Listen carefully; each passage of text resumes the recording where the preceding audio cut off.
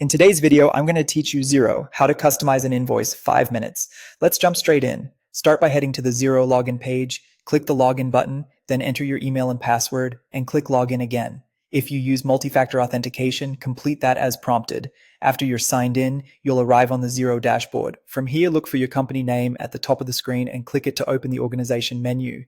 Choose Settings from this menu. On the Settings page, select Invoice Settings. This is where you manage how your invoices look and behave.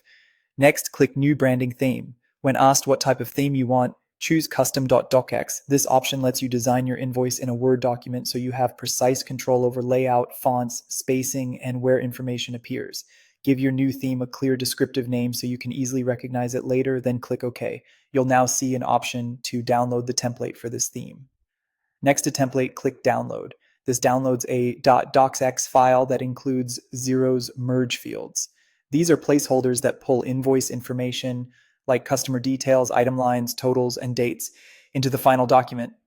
Open the downloaded file in Microsoft Word or another editor that supports .docx. Customize the template to match your brand. Add your logo in the header, adjust fonts and colors, change column widths, and tweak alignment. As you edit, be careful to keep the merge fields intact. Don't delete or alter the field codes or the brackets around them. If you reposition tables or totals, ensure the fields for subtotals, tax, and balances remain in the correct area so your calculations display properly. When you're happy with the layout, save the file as a .docx. Return to Xero and click Upload to add your customized template to the theme. Click Invoice Browser to locate your saved .docx on your computer, select it, and then click Upload to confirm. Xero will process the file and attach it to your branding theme. That's it, your custom invoice theme is created and ready to use. The next time you create an invoice, you can choose this branding theme to apply your new layout and styling.